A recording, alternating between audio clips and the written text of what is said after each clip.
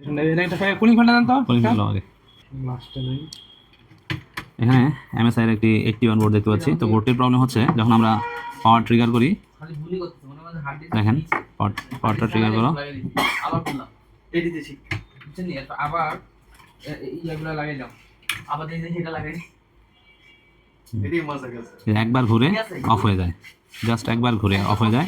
এখন প্রসেসরটা খুলে আবার চালাও, প্রত্যেকবার ফিটিং করার আগে পাওয়ার অন করার পরে অফ হয়ে যায়, কি আছে ঠিক আছে? আবার এখন জাস্ট একবার ঘুরে এখানে অফ হয়ে যায়। এখন আমরা এই প্রসেসরটা খুলে তারপরে চালাই, দেখি ঠিক আছে কি প্রসেসরটা খোলো। এটা ফ্ল্যাগ কই উইদাউট 12 ভোল্ট, ভিতরে বুঝবে একবার উইদাউট 12 ভোল্টেও একই সমস্যা। সমস্যা নাই। টোটাল আমাদের যখন 12 ভোল্ট লাইন খুলছি তারপরে কি সমস্যা নাকি প্রসেসরটা খুলে নেই। এখন প্রসেসর খুলে দেখো,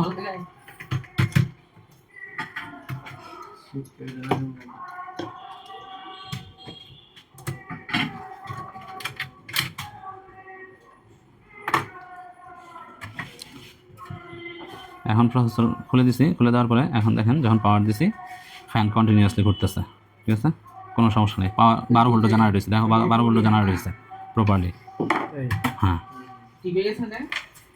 হ্যাঁ কন্ডিশন আমাদের শর্ট না ছিল কইলো কি হতে হবে? অনেক আইসি গেছে চারিপাশে আইসি বুঝছিস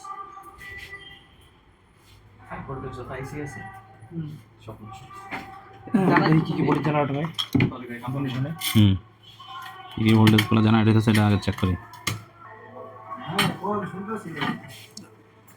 চালু করে নাও, চালু আছে মেশিন, চালু আছে, গ্রাউন্ড হয়েছে, পিএসএডি গ্রাউন্ড হয়েছে। আমাদের পিএসএডি গ্রাউন্ড হলে তোমার রান হইব না। 1.3 ভোল্ট 1.3 ওকে আছে, র্যাম আইছে। 1.3 পিসিএস না, এটা না পিসিএস কনভার্ট হয়েছে না? পিসিএস পিসিএস 3 যাইব, আর র্যামের ভোল্টেজটাও যাইব।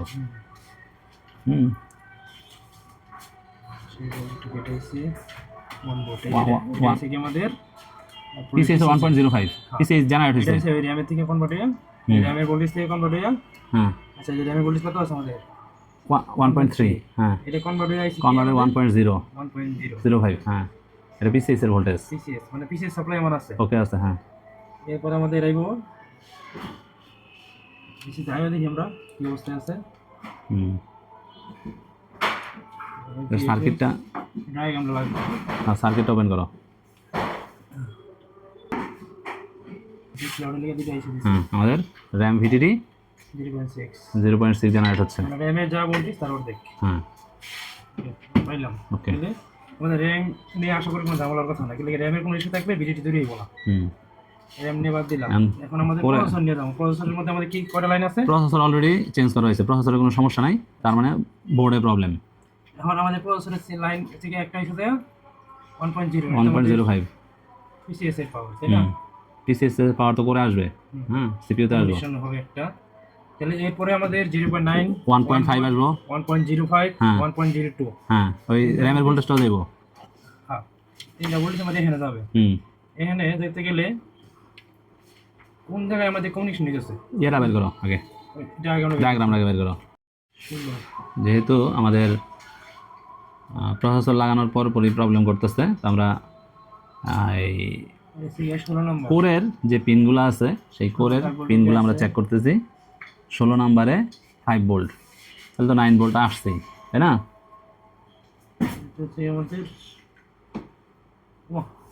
আমাদের 12 ভোল্ট থাকার কথা। কিসে 17 নম্বর পিনে না? হ্যাঁ 17 নম্বরে কত? 4 ভোল্ট। আচ্ছা ভালো করে ধরো যে মাধ্যমে আছে যে R6 2.2 1% 5 ভোল্ট 00 কে আমরা একটা রেজিস্টার আমরা একটা জানলা আছে আমাদের 12 ভোল্ট আছে না 4 ভোল্ট 4 ভোল্ট হয়ে গেল। 17 নম্বর পিন ঠিকমতো ধরছো তো? 12 ভোল্ট 12 ভোল্ট 17 নম্বর পিন। মেশিন রানিং আছে। তাহলে এখান থেকে এই পর্যন্ত 8, এই পর্যন্ত 16, তারপরে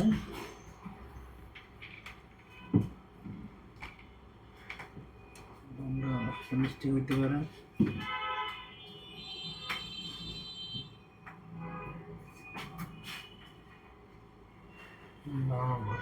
12 আসছে না?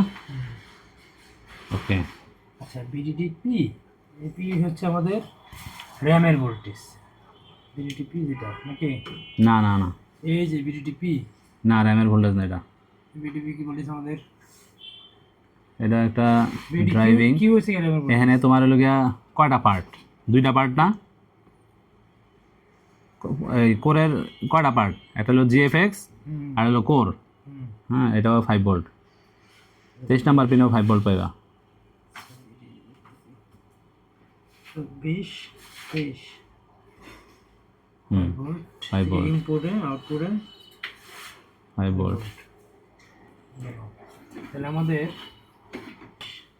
25 নাম্বার আর 20 নাম্বার ফেজ, 2টা ফেজ, ফেজ 1 এবং ফেজ 2 ওকে আছে, 2টাই ওকে আছে।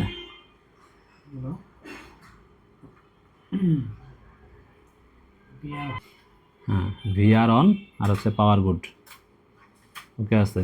এটা কত নাম্বার? 3 নাম্বার পাওয়ার গুড, এটা ওকে আছে। 2 নাম্বার হচ্ছে ভিআর অন ওকে আছে,